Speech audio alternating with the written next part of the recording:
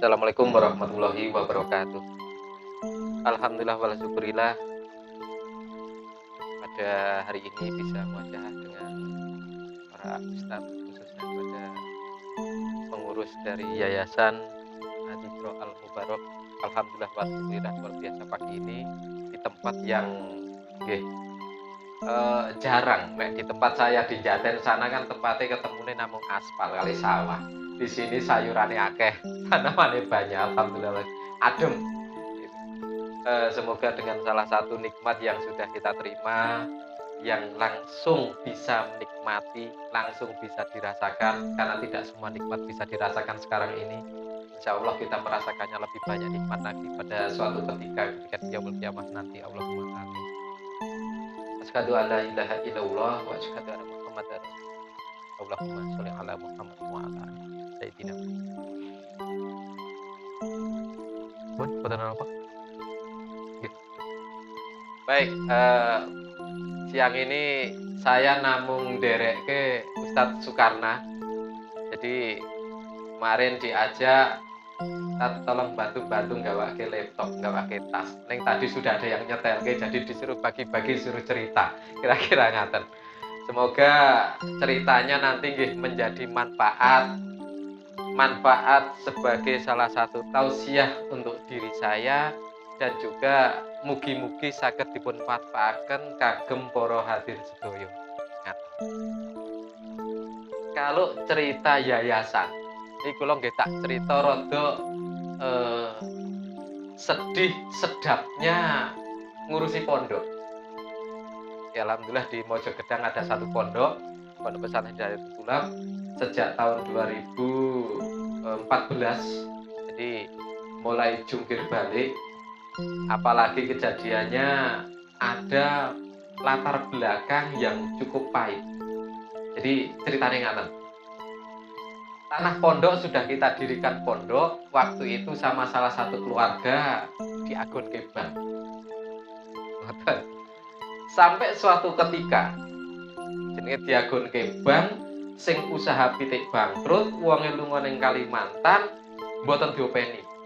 Tahu-tahu tanah sudah dilelang dan sudah dibeli lunas pemenang lelang dari Wonogiri. Ini pondok pesantren. Jadi tanah pondok karena belum berstatus wakaf bisa diagunkan sampai dengan suatu ketika dilelang, sampai dengan kita sudah mau kehilangan pondok. Pada ketika itu, ketika yang dari Wonogiri ini dugi teng Mojogedang, ini kaget, loh kok pelangi pondok pesantren? Sudah menang lelang, sudah dibayar, waktu itu nek ndak boten lepat teng BRI, ternyata ini pondok pesantren akhirnya dirembukan. Awal Ramadan pada saat itu saya akhirnya ikut rembukan dan bicarane dikasih waktu 2 minggu dibatasi, dan kita juga batasi insya Allah pada 17 Ramadan nanti saged terbayar entah bagaimana caranya. Alhamdulillah akhirnya saged dibeli kembali. Waktu niku regi tasih kisaran 7 yuta plus sekitar 30-an sekian yuta. Alhamdulillah ketutup. Ning setelah perjalanan, lah ini bagaimana? Butuhe utang. Wis yayasane hurung resmi.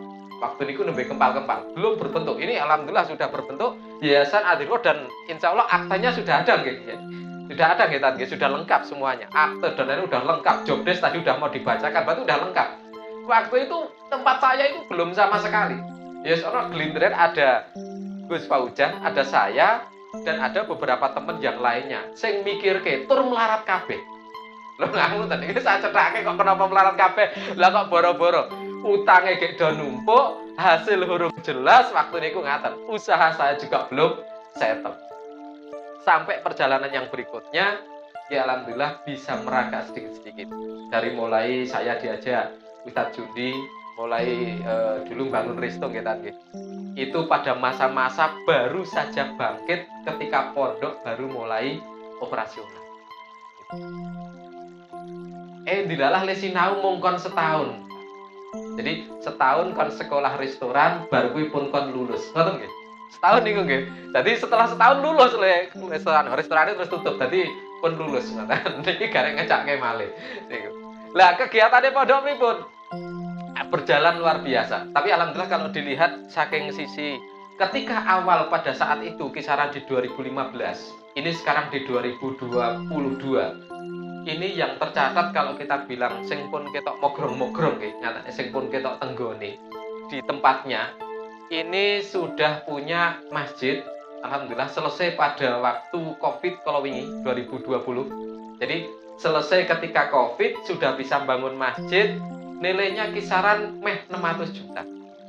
Ya, alhamdulillah meh 600 juta seluruh bangunannya. Mbuh malaikat linggwene saka sapa-sapa lewati pundi-pundi tapi nyatanya ada masjid itu secara nilai mendekati 600 juta di pembangunan. Stimulan dana awal dari kumpulan para Habib waktu itu dari Singapura. Dari Habib Singapura itu tadinya sudah menyepakati paling tidak bantu sampai dengan kisaran saged sekitar 200 juta. Berjalan termin pertama 98 juta diterima di pondok, beliaunya wafat dan penerusnya organisasi tersebut boten wonten dalam tanda kutip di Singapura organisasi ini bubar karena tidak ada penerusnya. Sehingga dana stimulan ya benar-benar stimulan karena benar-benar stimulan. Kan dana pertama stimulan, dana kedua sudah bukan stimulan karena sudah bantu. Niate waune ngantos dugi kawan atusan yuto. Ning boten dugi 98 juta. Setelah ada beberapa waktu mangkrak ngoten nggih bangunane dilanjutkan pada masa pandemi. Fokus nggih ngapunten fokus golek sumbangan, fokus wis piye carane masa pandemi. Saya banyak di rumah nggak kegiatan teng budi-budi, malah gaweni gambar, gaweni proposal, gaweni model-model ngoten sampai akhirnya masjid itu alhamdulillah dados. Ini perjalanan sing pahit lah. Setelah perjalanan yang seperti itu, sing jenenge pesantren nggih ngapunten yayasan, organisasi kan pengennya nggih tetep itu cadong tangan dari pemerintah. Sing jenenge ndamel proposal niku pun nek cara dibukokke ini pun pinten-pinten rip. Ora gul-gul. Dan itu terjadi. Ada satu yang gol akhirnya dari Kemenaker. Dados BLKK, Balai Latihan Kerja. Balai Latihan Kerja Komunitas. Sakmenika pun ngadeg Balai Latihan Kerja Komunitas LAS sudah operasional sejak Juni 2021. Sudah meluluskan 30 peserta LAS. Setelah itu anggarannya di-cut dulu, tidak boleh melaksanakan kelas dulu. Ning pada waktu itu saya ingat sekali ketika tanda tangan MOU di Kemenaker di Jakarta itu sudah 1 miliar 26 juta. 500 juta berbentuk peralatan untuk ada las, peralatan kantor, komputer, fisik dan lain-lainnya, dan yang 500 juta anggaran untuk bangunan. Anggaran bangunan yang mboten angsal diborongke. Harus dikerjakan harian, masyarakat sekitar semuanya dilaporkan, setruk gaji dan lain-lain bayarannya tukang sedoyo dilaporke, boten wonten ingkang saged kuat. Dilalah, kersane Gusti Allah nguji kalih panitia, niku nggih nombok meh 80 juta. Nah itu nggih kejadian. Mergine nggih panggenane kan perengan kados ngaten. Akhirnya harus bikin pondasi di belakang yang lebih tinggi dan lain-lain. Sehingga sampai nilainya ya ada tombokannya. Kalau wingi baru jalan 3-4 minggu bulan kemarin. Setelah Januari akhir itu wonten ngeteri pasir. Wong teri pasir brek tergede ngoten niku. Namung matur nika asrama tolong didadoske. Mature namung ngaten. Ning namung ngeteri pasir niku tok. Kula nggih mboten ngertos sing ngeteri pasir niku sinten mboten ngertos, ning cuman menyampaikan pesan sopire pokoke menyampaikan niki pasir nggih ndadoske asrama putri. Ngaten. Niku bangunan nembe bangunan setengah wong kala wingi beberapa tahun itu saya pakai nggih piara entok. Kan entok teng Mojogedang niku ra nggih rame. Artinya pasarnya banyak. Ngengu entok nggih sampai 50-an. Kena nggih dodolan nganu napa teng warung rica-rica kali nek nampa pesenan. Niku asrama putri, bakalane nggih asrama. Namung batako nggih ngapunten, tasih ngoten boten diplester, namung setengah tembok, cuman nggih ngengu mentok niku panci direncanakan asrama putri sampai wonten pasir kala wingi. Begitu pasir muncul, bingung, lah iki asrama putri mosok ora ono Wis diteri pasir ora dicak-cakke. Akhire ngecakke semen, akhire ngecakke malih golek sumbangan, golek pring. Bambu teng desa mriku sing gadah disuwini apa 10 bambu, 20 bambu dados usuk reng. Gendeng kala wingi saking Kadin, alhamdulillah rencang Kadin kula umumke. Saya butuh gendeng 3.000 gendeng, rasah larang-larang sing 1.300. Alhamdulillah disumbang saking Suruh Kalang, sakmenika dados. Pun dados ngingsore tasih tanah. 3 minggu lalu kula ngumumke teng Facebook. Nek mboten lepat 3 minggu. Saya ngumumkan saya butuh keramik ukuran 13 meter kali 9 meter plus kebutuhan semen untuk masang keramiknya. Tukang insya Allah gratis. Kalih pintune, soalnya asrama putri wonten pintune kalih mosok ya nggo turu. Santriwati mboten wonten pintune ngaten. Alhamdulillah angsal 10 yuta ditransfer cak dados keramik, pintu pun kepasang sakmenika saged nggih tilu. Niku sejarah yang benar-benar ketika merasakan nggih ngapunten nggih jungkir balik. Kula mboten nonton pengalaman tentang bangun gedung, bangun napa malih kok bangun pesantren. Mboten nonton pengalaman sama sekali. Pengalaman kula teng Jakarta sing suwe namung dados pengasong. Tukang ngamen dados temer, bis dados kernet. Mulane wangsul teng Solo, begitu manggon teng Solo niku nggih tidak ada pengalaman, iki meh pengalaman bangun pondok lek pripun carane, tidak ada sama sekali. Sampai di tahun 2017 ketemu dengan notaris diajak ngobrol-ngobrol. Akhirnya mengklirkan secara legalitas dados sebuah bentuk yayasan. Yayasan Pondok Pesantren Hidayatul Ulama. Dan sudah lengkap semuanya, mulai tahun kemarin pun doyak-oyak pajak. Oh, ini sebuah situasi. Saya menceritakan yang real. Tahun kemarin sudah jelas saya ngutang denda 1 juta karena saya tidak laporan pajak. Tahun ini bentar lagi, mesti saya sasi ngarep pun disurati. Walaupun genah nih, sasi ngarep pun mesti disurati nih. Pun denda malih dadi 2 juta. Lah, kok kenapa kalau cerita niki? Kayak saya menceritakan karena ada kaitannya dengan yang namanya sebuah visi.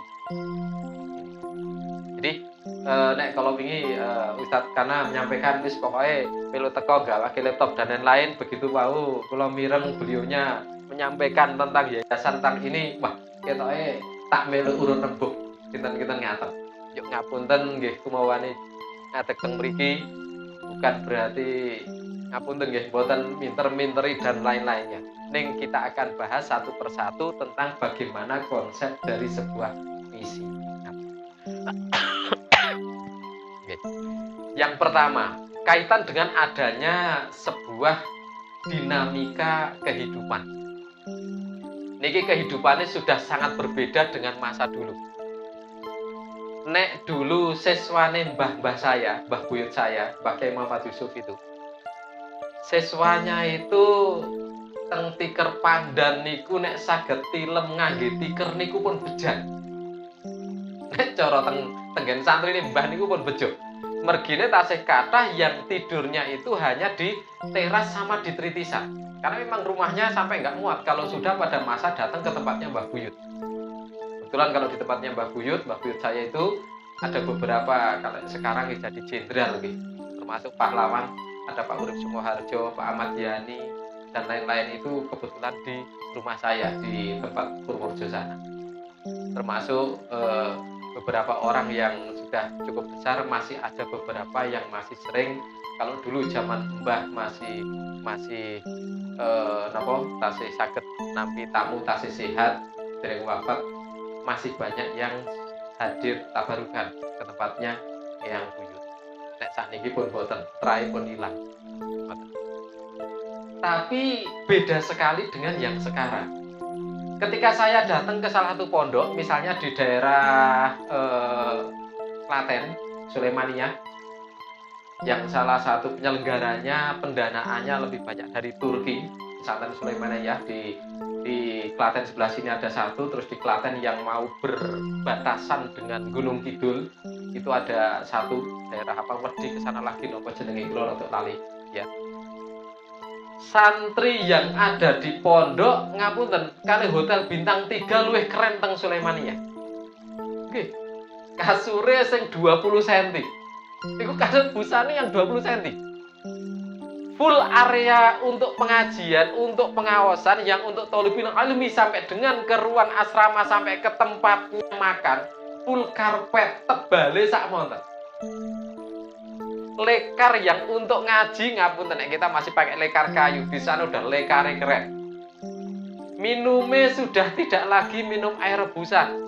Peralatan masaknya yang ala Turki ada lengkap. Minum hariannya ada teh sosro sama es tea. Minumnya semuanya dari Danone Aqua. Tidak ada yang tidak. Dispenser setiap 10 meter dispenser.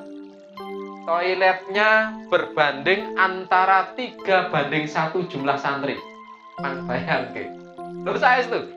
Santrinya 30, toiletnya 10. Nggih. Saya sampai 3 kali datang karena saya penasaran. Kenapa kok saya pengen datang ke sana? Pesantren nek bentuknya seperti ini bukan masalah wong prihatin kali boten nggih. Mungkin nek cara ngilmu nilai matek tenggen ati kali wong prihatin benten. Tapi setidaknya ini menjadi girohnya orang yang tadinya tidak senang ke pondok menjadi tertarik karena wah pondok ini kan hotel ya podo gitu. Itu bayangannya ngata. Jadi punya visi ke depannya jauh. Lalu di tempatnya pengajian yang tempat untuk ngaji semuanya, ngajinya sorogan, ada yang hafalan dan lain-lain, semuanya full AC tanpa terkecuali, tidur full AC. Kamarnya satu tempat tidur model 2, satu kamar hanya untuk 8 santri. Pun kados maktab. Napa mboten sekeca nek ngaten iki. Iki karep pemunggah haji, wae kira rekoso pemunggah haji kalau sing nyantri teng mriko. Itu seperti itu. Ini generasi yang berbeda dengan sing sekarang. Pondok zaman dulu dengan zaman sekarang beda sekali. Ketika ngawasan nggih benten-benten. Peralatannya sekarang canggih. Saat ini ngapunten, kadang-kadang kalau kita ada di pondok nih, pondok yang masih mereka memberikan keleluasaan untuk bisa mengakses dunia internet, mengakses dunia luar, kadang-kadang ustadz kalah wawasan kali santri ini.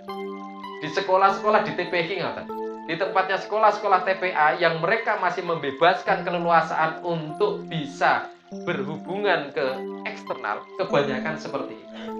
Ini bentuk sebuah masa depan. Kalau cerita, kenapa kok cerita pondok? Karena suatu saat insya Allah di Yayasan Adillah Al-Mubarak nantinya juga punya pondok pesantren dengan santri yang banyak, dengan berkemajuan yang luar biasa. Itu salah satu menjadi visi. Ada 4 hal yang penting. Yang pertama, kita masuk di dunia digital.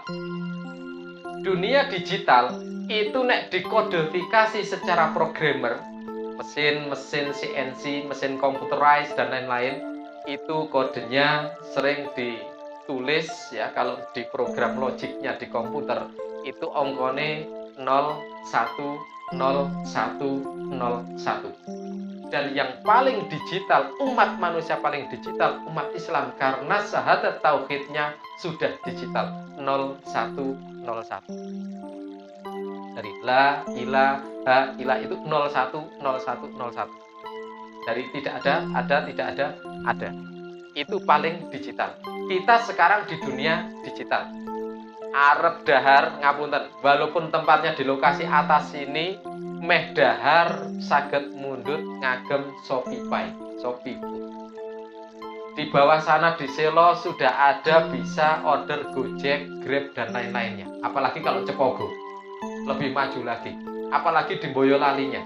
Napa malih nek teng Solo. Konteng kliwat wonten Maxim, mriki lewat malih warna kuning, warna ijo, warna rada oren, macam-macam warna ini. Itu merupakan dunia digital. Dunia digital sekarang ini sudah melampaui, sudah ke era 5.0 secara literasi digital. Cina sudah meluncurkan digital yang 5.0. Nek download film yang gedenya film atau gedenya file 1 tera. Jadi program bank 1 BCA itu nek program logiknya bukan termasuk file memorinya, itu tidak sampai 1 tera. Di-download dengan 5.0 cuma 1 detik. 1 detik itu 1 tera. Bisa dibayangkan. Ketika kita sekarang ini download video yang dawane 2 menit, kita masih pakai 3,5 atau 4.0 aja lama. nanti akan terjadi sebuah perubahan digital yang semodel dengan seperti itu. Dan suatu ketika akan sampai ketika masanya, manusia mengisikan memori ke otak sudah bukan lagi dengan proses belajar, tapi sudah mulai proses transliterasi dengan chip. Dan itu sebagian sudah dicobakan di lab-lab kelas perusahaan-perusahaan yang ada di dunia barat, di negara-negara yang sudah berkembang secara teknologi. Ini tantangan ke depan. Jadi ini mboten ngoyo-woro karena sudah terjadi di belahan bumi yang lain. Dulu ketika tahun 9 kok menami 92, 93, 89 ngaten nggih. Nonton film action. Lorian nggih senengane nonton film bioskop. Pecine disak, sarunge dikuangkat melompat pager teng bioskop. Jaman riyen teng Purworejo sing dateng pondok ngatani geger nakal-nakal ngatani. Sarunge dikuwel-kuwel kaos, pecine dinganu mengko nek perbarengane nembe balik ngoten iki. Modele ngoten nek sing teng Kledo ngoten. Ku mlebune teng bioskop bayar 150 ta. Saat itu begitu melihat yang namanya jam tangan untuk ngomong, jam tangan untuk motret, boten terbayangkan kalau bakal mengalami. Ning sak menika ngapunten. Jam tangan untuk moto, ngerekam dan lain-lain sudah langsung bisa dinikmati sekarang. 300.000 pun angsat, 150 bahkan pun angsat. Regine. Kalau dijolke pari namung boten ngantos setengah juta. Lho itu sudah ada. Zaman dulu masih impian. Ini perkembangan dunia, perkembangan teknologi yang merupakan masa depan. Apa sih visi yang akan kita buat? Sehingga yang pertama ketika kita sudah terbentuk Yayasan Adikro Al-Mubarak ini, yang dicanangkan benar-benar yang pertama adalah vision. Kedepannya mau seperti apa?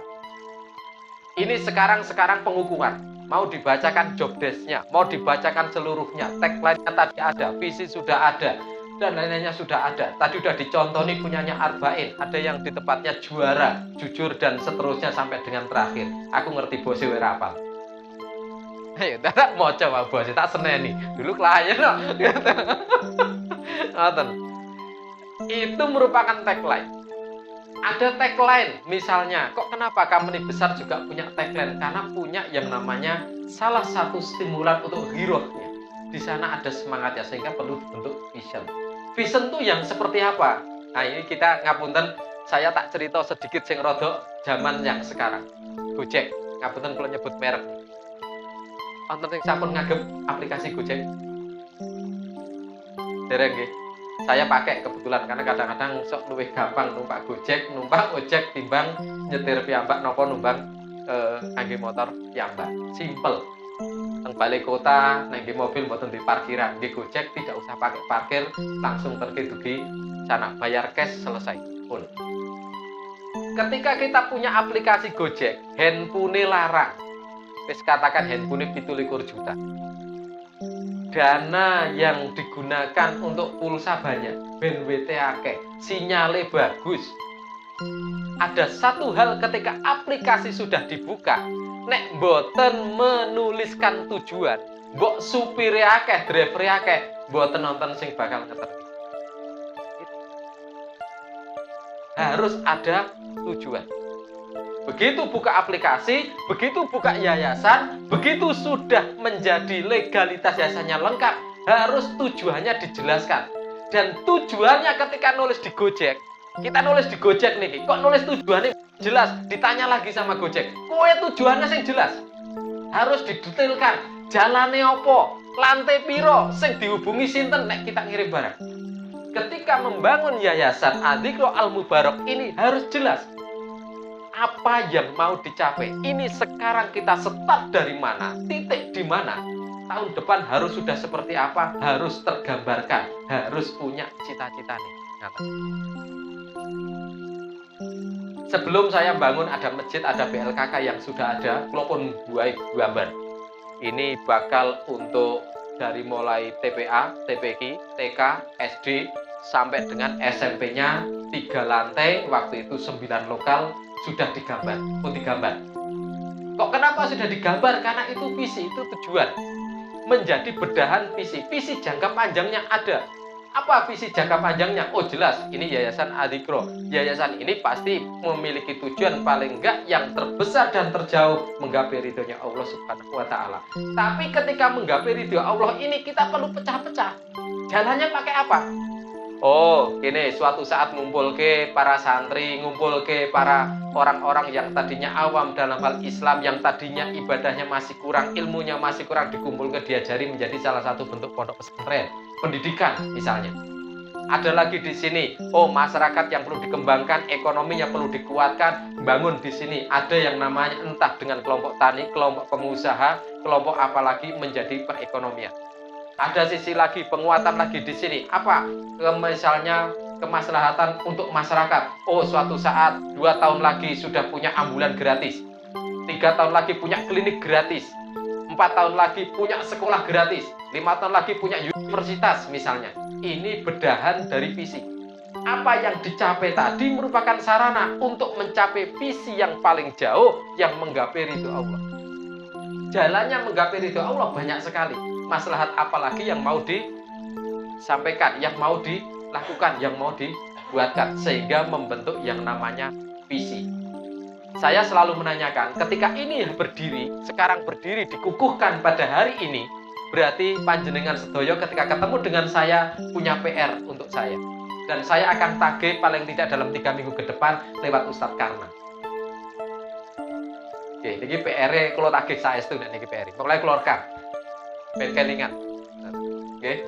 3 minggu depan sudah harus punya action plan untuk 2 tahun ke depan.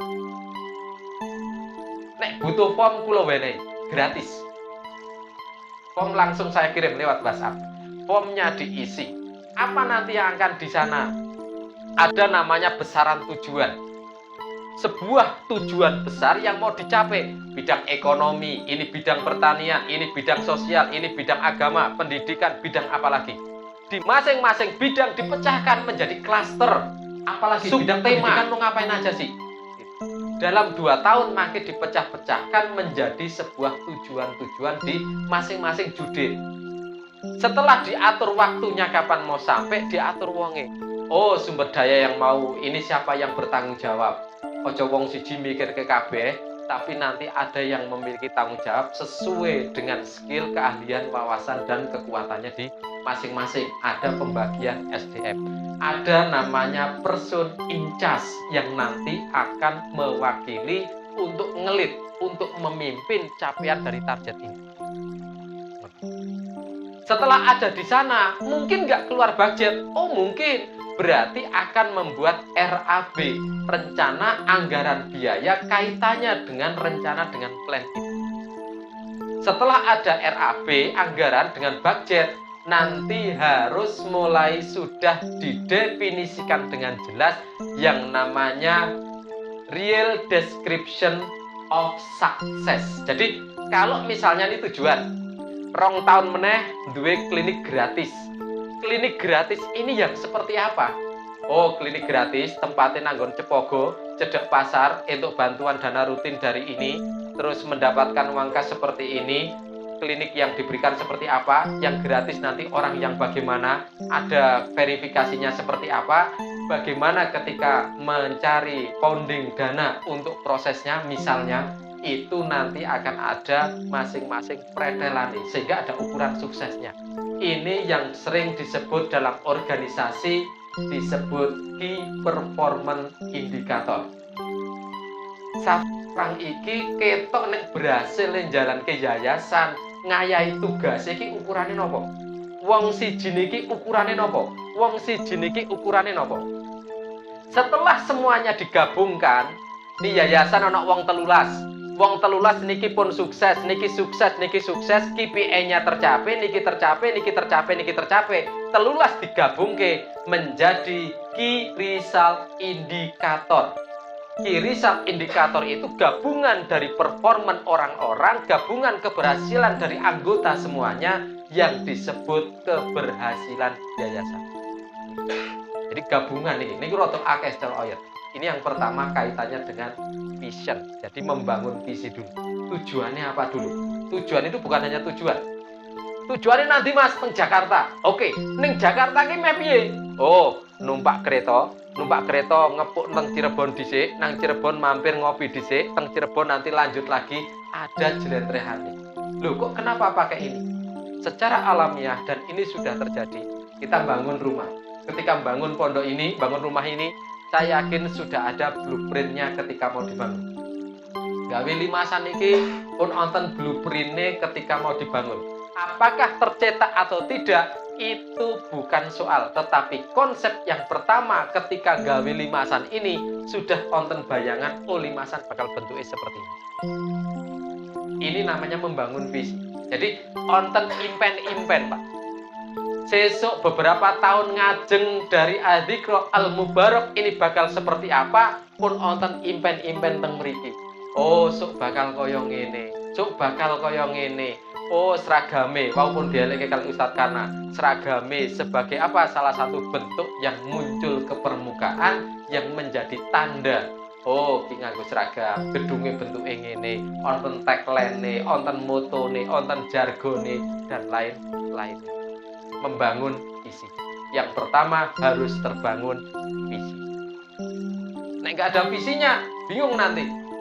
Karena kalau nggak ada visinya, nek saya sering kalau di seminar-seminar umum sering nyebutkan visi itu salah satunya kenapa? Karena di situ ejowantah atau eksplorasi dari yang namanya uni astajib laku. Ketika saya di dunia NLP di Amerika diajarkan dengan outcome. Apa yang terjadi di dunia ini semuanya itu berbasis outcome. Keluar dulu, baru terjadi atau baru datang. Yayasan, golek bantuan, gawe proposal riyen, proposalnya diterterke, proposal dikirimkan, out. Setelah itu baru bantuan datang. Outcome.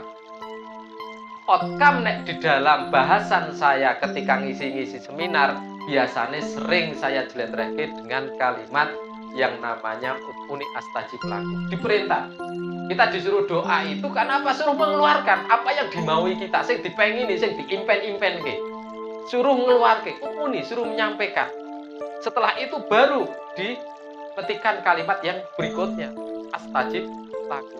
Di sana ketika kita proposal sudah maju, proposal maju ke sini dan lain-lain, waktunya yang beda-beda. Oh, ada yang proposal maju langsung cair. Ada yang ketika minta bantuan langsung ada orang ngasih. Tapi yang pertama untuk membentuknya adalah outnya dulu, yang keluar dulu, visinya dulu, misinya dulu, tujuannya dulu. Karena nggak ada tujuannya. Misalnya kita datang ke bupati, Pak ngapunten, saya minta dibantu Yayasan Adzikra Al-Mubarak. Dibantu nih apa Mas? Nggih pun apa mawon Pak. Bupatinya mau bantu bingung. Kenapa nggak ada outcome-nya nggak jelas? Karena visinya nggak jelas. Sehingga harus tertata sebuah action plan besar sampai titik nanti yang akan dicapai di tahun per tahunnya. Monggo nanti nek pengen bentuk formnya, form Excel, saya siapkan sehingga nanti bisa digunakan sebagai acuan untuk melakukan proses menuliskan action plan untuk memudahkan. Oke. Ben gampang lenage. Nek mboten tertulis, mboten saged ditagih. Kalau sudah ditulis, dicetak tenggen whiteboard, ditulis kabeh ndelok. Wah, iki kudune bulan Juni iki wis nggawe iki, kok iki rung gawe? Iki sapa petugase? Wah, iki kaya ustaz kae. Wah, ustaze ditelepon. Tak ki lho bulan Juni kudune dadi iki. Itu untuk menagih kita semua. Sehingga nanti action plan nek perlu cetake teng MMT pajang sing gede-gede. Ben ngerti iki lho tugasku bakal iki, tugasku bakal iki. Nek onten nanti suatu saat musyawarah di tempatnya yayasan, jelas yang dibahas. Nih lo impian kita, nih lo kita baru sampai segini. Ada patronnya, boten kepanggih nam kepanggih. Begitu nanti musyawarah tidak ada rule-nya, tidak ada garisnya. Kenapa? Karena belum memiliki tujuan atau visi sejak awal. Vision yang pertama. Yang kedua, setelah vision apa yang diperlukan lagi? Action. Action itu tindakan. Action itu membutuhkan skill. Nek basa Inggris skill, nek basa Indonesia bahasa Jawa sikil. Oke. Kan produk mirip nih. Sikil niku nek secara keseharian sikil gunane kangge napa? Kangge mlaku, untuk berjalan, kadang yo ngendang barang. Nggih mlumpat. Ketika kita sudah punya action plan, sudah punya tujuan, sudah punya vision, satu hal itu baru sekedar mimpi. Wong tilem niku nek namung mimpi, wah mimpi kowe entuk kebon koyo nang surga, duwite cemandal teng wit-witan, emas teng kerlip misale, niku rasane remene mboten kantenan, ning namung teng impen. Nek pun tangi nembe medal getune. Mbok mau mending turu meneh ngimpi malih bahagia, Mas. Oke, punya impian, punya tujuan.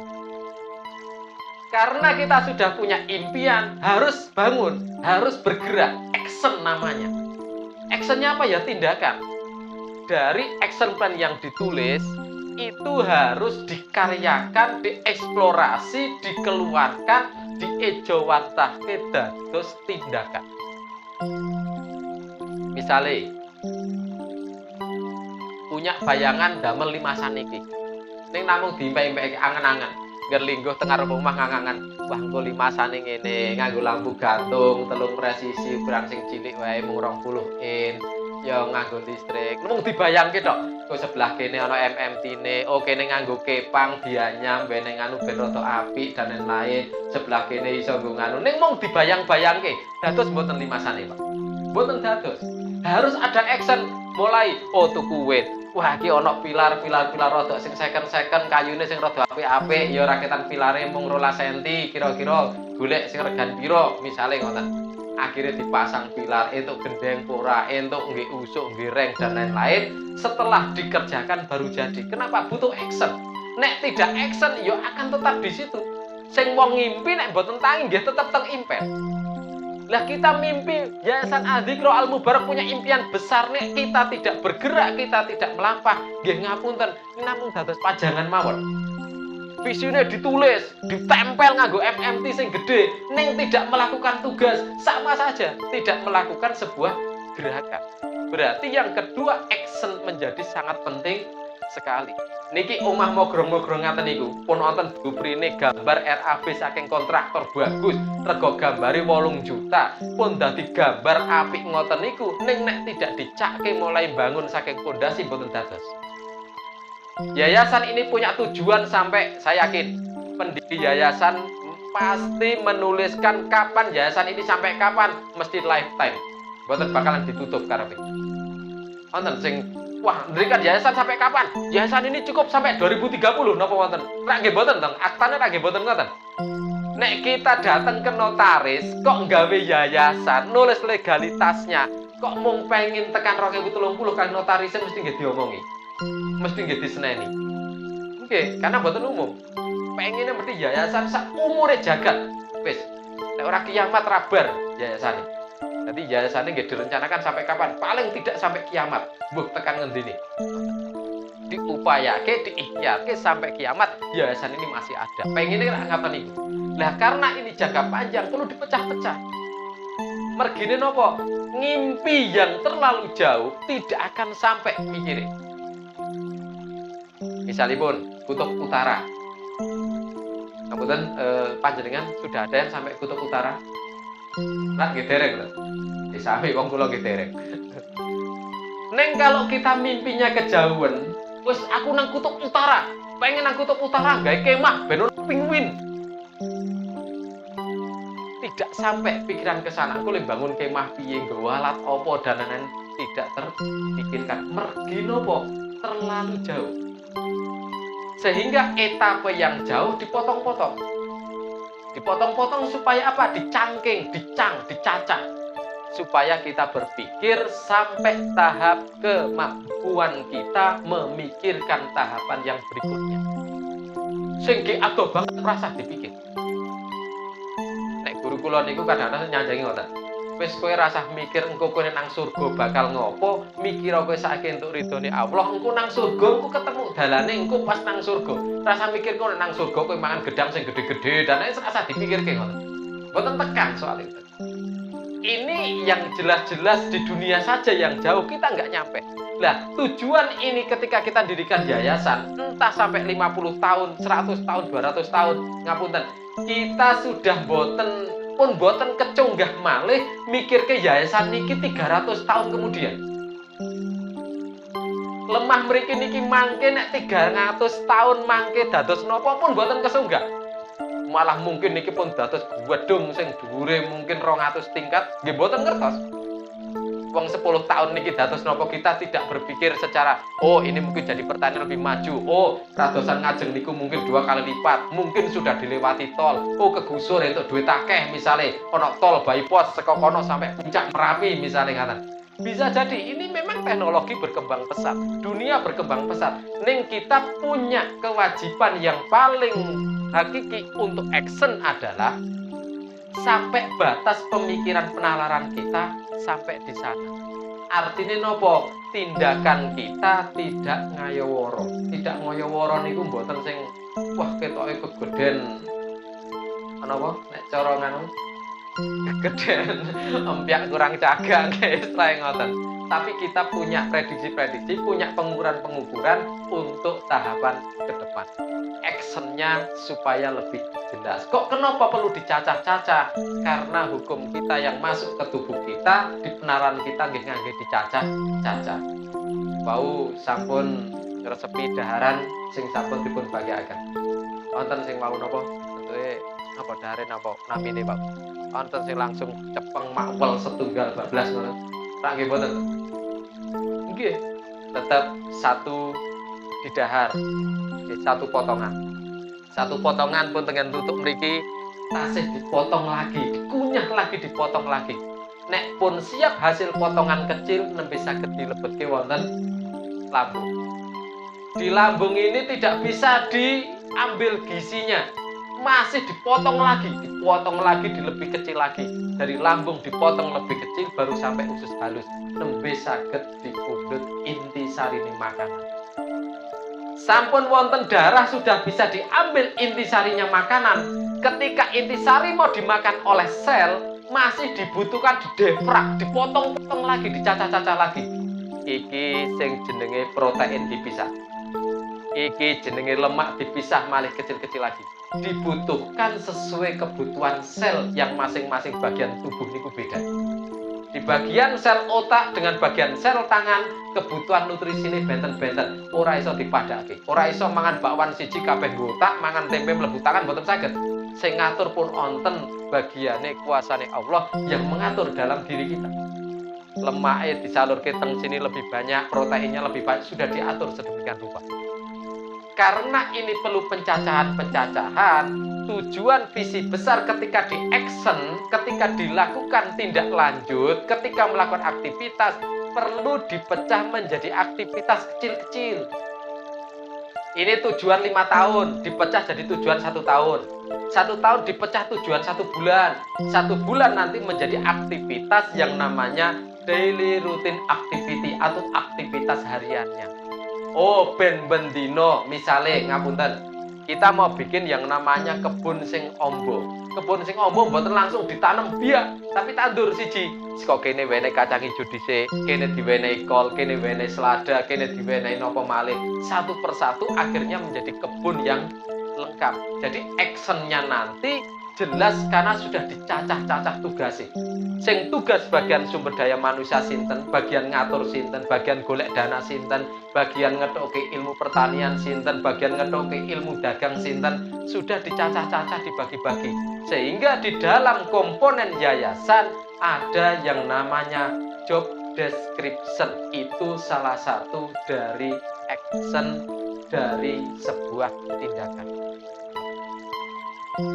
Sudah dibagi orang-orangnya menjadi sebuah action, sudah bergerak. Apa yang berikutnya dibutuhkan? Iki gerak ngalor, iki gerak ngidul, iki ngulon, iki ngetan. Nah ini tidak disetimulan menjadi satu arah, menjadi gubrak. Harus disearahkan. Searahnya terus pundi? Kados gabah nek diinter zaman riyen kan wonten gabah. Nek zaman riyen zaman mbah kula, bapak kula awal-awal kula matase alit nika. Pari nika ngangge ani-ani, pun ngangge ani-ani ditutu. Pekerjane mbah nika baris wonten tiyang pinten mes selikur napa pinten ngangge napa? Lesung nggih, lesunge jajar-jajar ngantos 3 biasane. adep-adepan ngangge alu nggih dakduk ngoten mangke pun dados pecahan mulai ditapeni ge wonten kotor wonten sing campur kalih tanah diinteri. Nah, proses kerja dalam tim itu seperti ketika gabah diinter. Mutere nanti, jelasin nanti ning mesti searah. Dibalik ya tetap searah bareng malih. Sampai akhirnya nanti filter mengumpul menjadi bagian tengah, bagian yang menjadi difokuske. Nginteri gabah niku goleki bagian sing reget biasane nek diinteri. Gabah campur kalih lemah-lemah nek tenggen pengeringan ngoten, campur di tempatnya tampah ketika diinter. Kenapa? Fokusnya mencari yang akan dibuang, dikumpul di tengah. Sehingga ada fokusnya di tengah. Job description apapun, tugas apapun nanti dikumpulkan di tengah. Cara mengumpulkan di tengahnya dengan yang namanya collaboration. Jadi yang namanya kolaborasi ini ora kabeh diangkat bareng. Ngangkat kursi plastik, dadak wong 13 ngangkat bareng malah repot. Anak keke, ngurusi sound system, siji ngurusi laptop, siji ngurusi proyektor, siji listrik, siji nyepake teh, nyepake daharan, sing siji nyepake kursi. Ning nek kerjane tidak terkolaborasi. Saiki kerjane apa? Nyepake kursi kabeh. Kabeh ngangkat kursi kabeh. Saiki lebare apa? Nyepake sound system. Kabeh ngangkat sound system. Speaker siji diangkat wong 13. Repot kerjane. Kenapa? Tidak kolaborasi berarti. Itu kerja yang sama-sama kerja nek niku. Kolaborasi kerjanane beda ning searah dalam sebuah tujuan sehingga terjadi yang namanya collab. Collab niku kalau dibahasake muter tur ngumpul. Sehingga terjadi collaboration. Collaboration di bahasa Inggris. Ning nek muter terngumpul nginter gabah niku asli teng basa Jawa. Ayo wong Inggris do pinter-pinter belajar teng Jawa niku. Niku. Nggih. Sing dibutuhke skill SDM yang tadi melakukan nginter dan lain-lain dengan kolaborasi membutuhkan skill. Kenapa membutuhkan skill? Di basa Jawa jenenge skill untuk berjalan, untuk bisa melakukan butuh keahlian. Ada ahli tata administrasi nih. Paling boten wonten laporane. Kenapa? Pemerintah menggalakkan pajak. Nek kita menjadi yayasan, legalitasnya oke, ininya oke, bukan masalah setuju dan tidak dengan pajak, ning menjadi kewajiban yang tidak bisa dielakkan. Dirapikan administrasi, paling tidak kita sudah tertib dalam hal pelaporan. Kenapa? Karena kalau tidak tertib dalam hal laporan, bahaya ke depannya. Visi ke depan yang jauh, buatan bakalan dugi. Kenapa? Tetap ada sangkut pautnya dengan pemerintah. Tinggal kula nggih dereng. Ya kula nggih ngakoni. Kula kan nggih laporan PT aja kula nggih bingung, laporan perusahaan saya ngganake wong, laporan yayasan apa malih. Pun mboten kecekel. Kula jarke wis ben bayar sejuta sejuta gawe di borongan. Lah pripun maneh? Gitu. Ning nggih ngapunten, kula pun wani nuturi najato nggih kula dereng rapi. Ngoten. Paling mboten ngoten. Ini untuk kebaikan. Nek dari awal monggo supaya bisa tertib di sana karena itu nanti akan berpengaruh cukup kuat. Banyak program-program di kementerian, banyak program di sana dan lain-lain yang itu idealnya bisa dialirkan untuk maslahat lebih baik melalui yayasan-yayasan yang Islami. Kenapa? Kalau kita tidak melengkapi legalitas, melengkapi tata administrasi dengan baik, itu tidak bisa tersalurkan ke kita. Di Karanganyar satu kabupaten, pondok pesantren yang administrasinya paling rapi, salah satunya baru satu yang paling rapi. Satu di tempatnya Jomblang, itu juga kebetulan saya ada di sana di Hidayatul Mutabdiin, jadi kakak kelas. Kalau yang di Hidayatul Tulab itu sama-sama Lirboyo, yang Hidayatul Tulab itu adik kelas, kalau yang di Mutabdiin itu yang kakak kelas. Ceritanya ngaten. Dua-duanya saya memang ke sana, tapi saya lebih banyak yang di pojok, yang di nom-nom. Yang kedua, pesantren yang rapi, Karimah salah satunya. Yang lainnya ngapunten, administrasinya berantakan. Ini di Karanganyar. Kok saya tahu? Se-Indonesia insya Allah saya punya data nih, karena saya wakil ketua umum Ikatan Pesantren Indonesia. Insya Allah di nasional sampai 2026 saya masih posisi di wakil ketua umum tingkat 1. Jadi wakil ketua umum yang pertama. Sehingga tata administrasi di yayasan pendidikan Islam, di pondok pesantren dan lain-lain yang rapi bener-bener administrasinya saged dietang jerari. 18.000 pondok yang didata saya, itu yang 80% administrasinya kocar kacir. Pondok kiai, pondok ustadz, pondok itu campur blabur, tidak ada ini dan lain-lain. Pokoknya sing jenis bantuan. Nek kalau wingi ada bantuan, tutup moto, santai. Ning tahun-tahun ke depan kalau ada bantuan, urusannya panjang. Makanya harus tata administrasi mulai dijalankan. Ini. Bulan ini sampai Maret, bank yang bisa dilihat oleh KPP 23 bank atau lembaga finansial yang langsung dibuka karyawan pajak langsung bisa ketok rekeningnya. Baru 23. September 2022 seluruh finansial dari BMT, BPR, koperasi sampai dengan bank semuanya bisa diakses karyawan pajak secara langsung per pribadi. Sing duwe yayasan, pendiri yayasan mulai hati-hati nek ndekeke duit teng rekening bank apapun segera diambil tunai tukoke emas. Tukoke dinar atau tukoke logam mulia yang bersertifikat itu yang paling aman.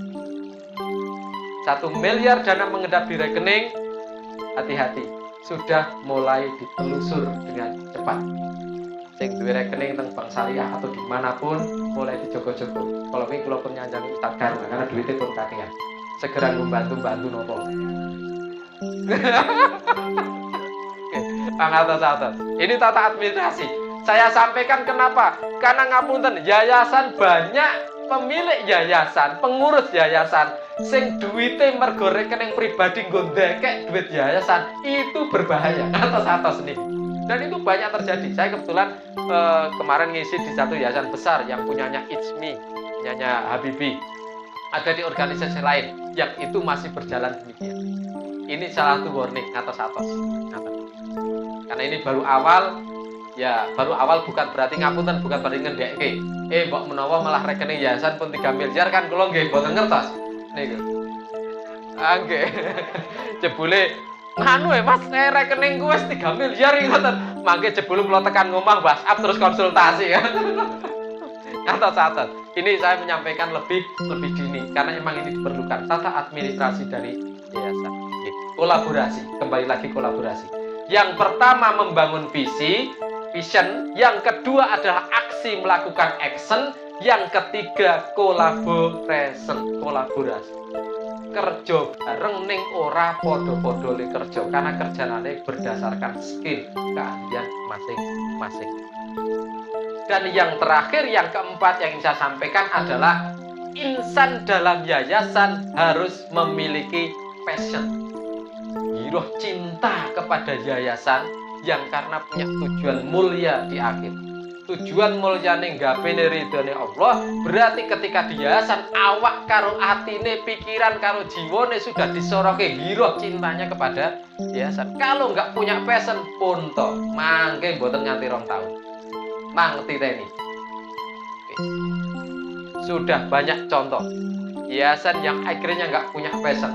Mung sing penting jenenge wonten, sing penting jenenge ketok, sing penting duwe kartu nama, sing penting ketok nongkrong nang kono. Wah, dadi pembina yayasan ning ra tau usul, ra tau duwe ide, ra tau duwe wejangan misalipun.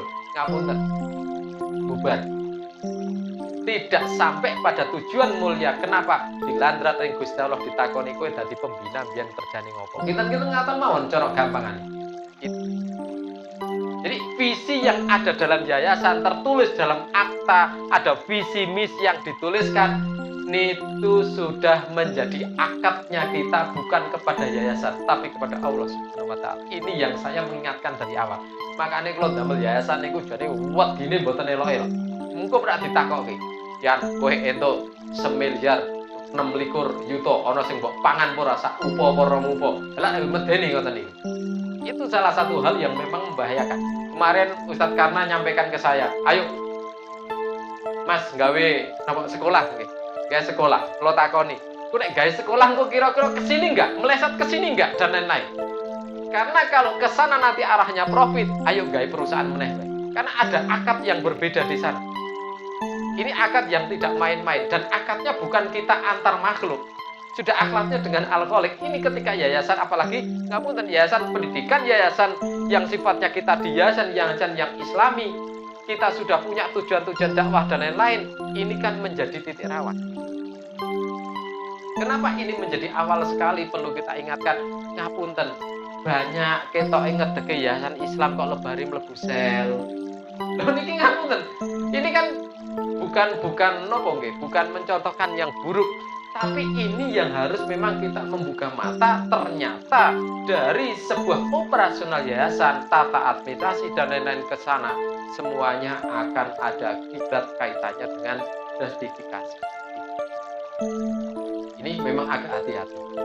Jadi menumbuhkan passion itu seperti apa? Ya kudu cinta kalau yayasan.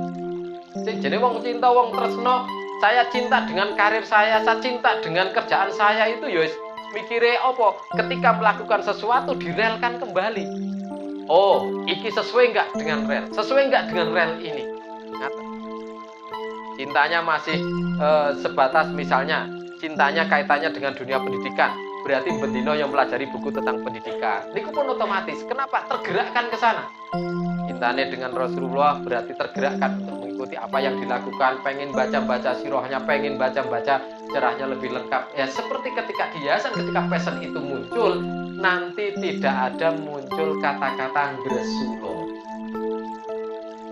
Kuatire wis entuk le nyambet gawe ngamal apik-apik pinten-pinten tahun, pinten-pinten wekdal mung mergo Rasulullah di pring Gusti Allah ra dadi amal wong jebule ora ikhlas. Kuatire nanti di situ, sehingga perlunya namanya passion ini.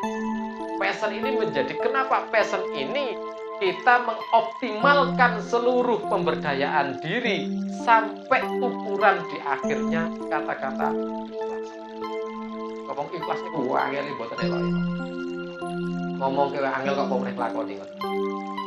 Karena passion yang tertinggi adalah ikhlas, mendermakan sesuatu sing sudah tidak mikir piye balene.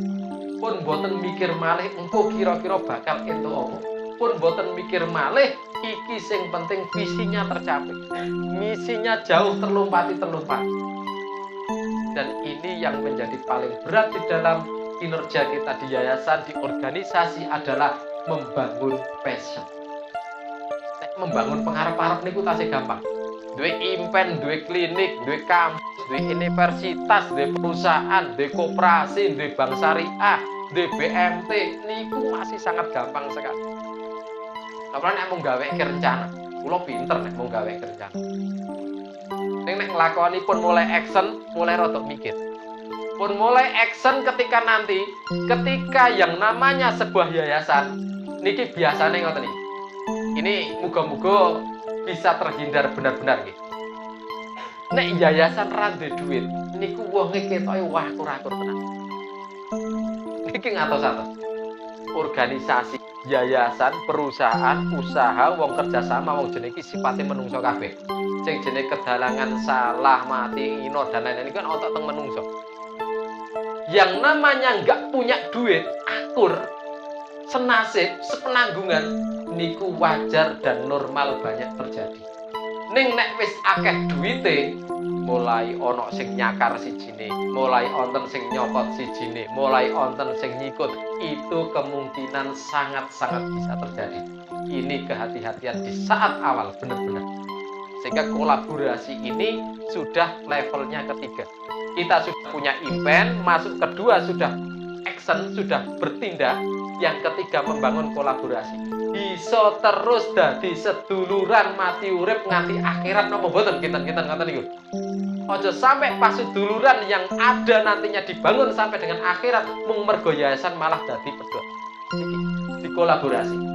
Dan yang terakhir, yang passion ini sudah masuk ke hati masing-masing.